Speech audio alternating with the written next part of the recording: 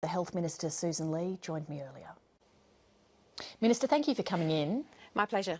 Watching that story, is it any wonder that a lot of Australians consider private health insurance to be a rip-off when you have a woman like we just saw with top cover for decades who ends up $20,000 out of pocket when she gets breast cancer? It doesn't make sense, does it? I think close to 15,000 people have responded to my online survey, and emails are just pouring into my website and my personal email and calls to my office because this really is a barbecue stopper, and it's all structured around people's individual stories of disappointment and dissatisfaction, which is not to say the system's completely broken, but I really do think it needs a shake-up. Let me just ask you a question in a way that I've heard people talk about this issue.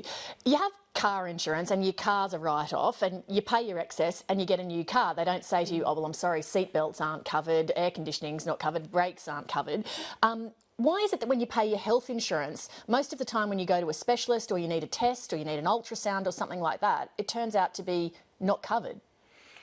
It's there in the fine print. I met a family in southeast Melbourne on the weekend and they said, look, here's our list of exclusions and the various covers relating to our health insurance. We're quite financially literate. We're not medically literate. This is a meaningless mumbo-jumbo to us. So the transparency that I want to see for consumers to make decisions that are now incredibly complicated when it comes to the whole health picture of being treated by a private doctor in a private hospital, depending on your circumstances, what might work for you, what you have to pay, what your out-of-pockets are. It's very obscure, it's very difficult. So one of the things that I want to see come out of this review is a more transparent system. So I just want you to explain for me a bit about why the system works as it currently does with the balance between Medicare and private health insurance. So say your child has cerebral palsy, you see a GP, a neurologist, an occupational therapist, a speech therapist, a physiotherapist at the bare minimum.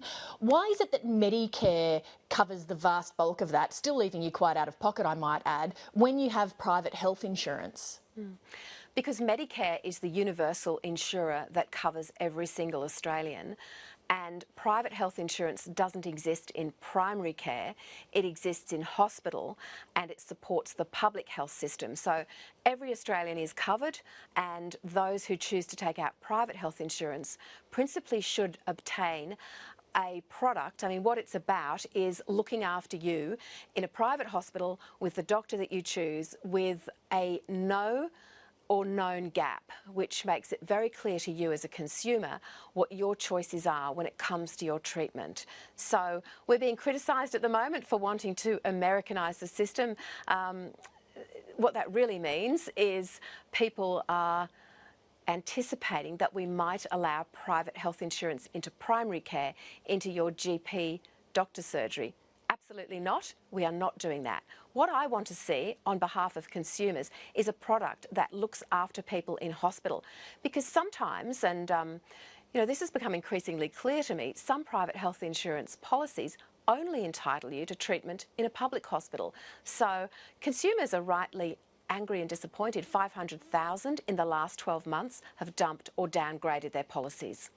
So if, as you say, it's not going into primary health care, how can we say still that Medicare provides universal health care because of the fact that a lot of Australians would know that when you go to a specialist, for example, and you pay for an appointment, Medicare covers a tiny percentage of that. You're really not covered for that much at all. Well, Medicare pays the specialist for the schedule fee, and many specialists charge an additional payment or a gap payment. And in a transparent world, which usually is exactly how they approach you, they tell you what that gap is. So the MBS is there as a broad universal support. There are additional costs. The big costs, though, for consumers, and the ones I believe they are wanting to insure themselves for, are the cost of being in hospital. Something unexpected happens, you want peace of mind for your family, you want to know that if you go to hospital, you have the doctor you want, the treatment that you need in a timely manner, and that is in fact what you're paying for through your private health insurance. Remember that strong private health insurance benefits every single Australian, not just the people who take it out. Because if we have a strong private system, we leave the public system under far less pressure to support the vulnerable. We call it a private health system, but actually it's subsidised by the federal government to the tune of about $6 billion a year, and a lot of high-income Australians are compelled into it because otherwise you get stung with the extra 1% Medicare levy. So how is it really private when it's so heavily subsidised and regulated?